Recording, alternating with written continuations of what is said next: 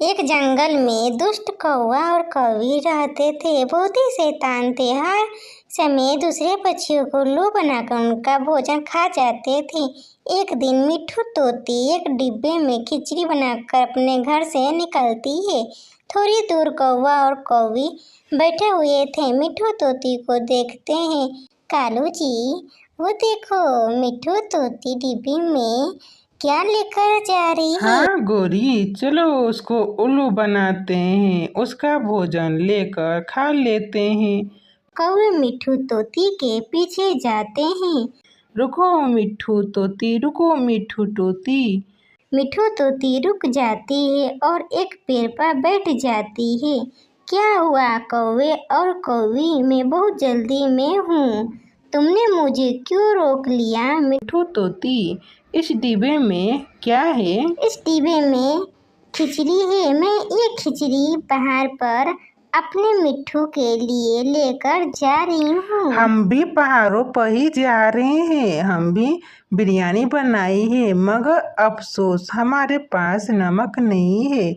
अगर नमक मिल जाता तो कुछ बिरयानी ले जाती अपने पति और अपने लिए। बिरयानी तो मेरे पति को बहुत पसंद है। मैं अभी घर से थोड़ा नमक लेकर आ रही हूँ। मिट्ठू तोती, इस डिब्बे को यहीं पर रख दो।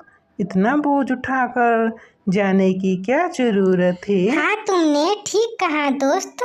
फिर मिट्ठू तोती अपना खिचड़ी वाला डिब्बा गौरी चिड़िया और कौवे के पास छोड़ देती है और नमक लेने वापस घर चली जाती है। हा हा हा हा।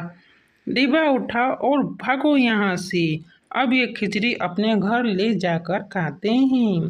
कौवे बहुत अच्छे हैं, थोड़े नमक के बदले मुझे बिरयानी देंगे।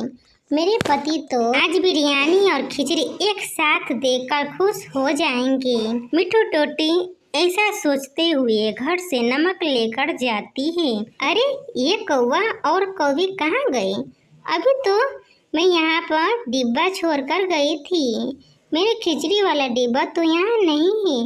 वो दुष्ट कौवे और कौवी मुझे उल्लू बना गए। बहुत बुरा किया है उन्होंने मेरे साथ। बहुत मजे की थी खिचड़ी। कालू, मैंने ऐसी स्वादिष्ट खिचड़ी पहले कभी नहीं खाई। मुफ्त का माल ऐसे ही स्वादिष्ट लगता है।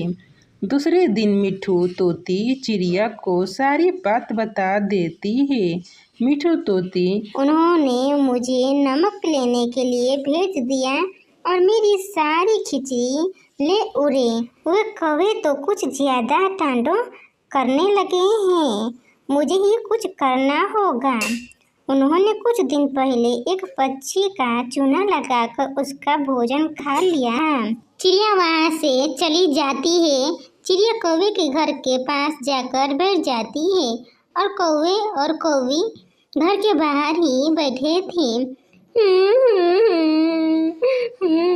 अगर मेरा भी दोस्त होता तो हम मिलकर खाते, मगर मेरा कोई भी दोस्त नहीं है। अब कौन मेरे साथ मीठा दरिया खाएगा? ऐसे तो अच्छा होता कि ना ही मीठा दरिया बनाती। कौवे और कौवी कहते हैं कि मैं मीठे दरिया खाऊंगा। चिड़िया, तुम मत रो और तुम्हारा मैं दोस्त बनूंगा। चलो तुम मीठे दरिया बनाओ। यहाँ से चले जाते हैं तीनों। तब कहती है चिड़िया, चलो मैं तुम्हारा सबक सिखाती हूँ। तो वहाँ चली जाती है चिड़िया अपने घर ले जाकर और कहता है कौवे और कौवी, कहाँ है मीठी दरिया? चिड़िया तो चिड़िया कहती है, मीठा दरिया बनाने के लिए मुझे आम की जरूरत है।